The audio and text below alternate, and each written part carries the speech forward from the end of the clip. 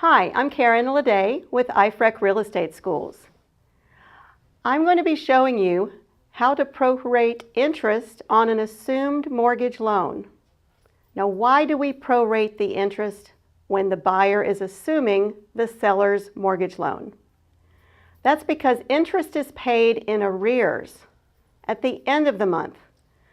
When a borrower makes their May 1st payment, that's for April's accrued interest. So if a seller sells their property in the middle of a month, they haven't paid the interest for that month yet.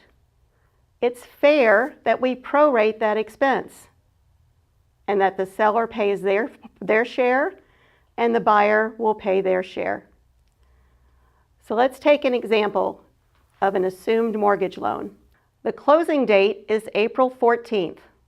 The buyer is assuming the seller's mortgage loan that has a principal balance on April 1st of $200,500 at a 4% interest rate. The day of closing is charged to the buyer. What is the proration and how is it entered on the settlement statement? The first step is to take that principal balance of the loan and multiply it by the interest rate.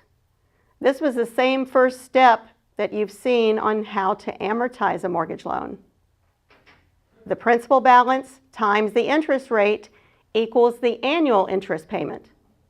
We need to break that down into a daily payment. So the $200,500 times 4% yields $8,020 in annual interest divided by 365 days. The daily interest on this loan is $21.9726 and so on. Don't delete that from your calculator.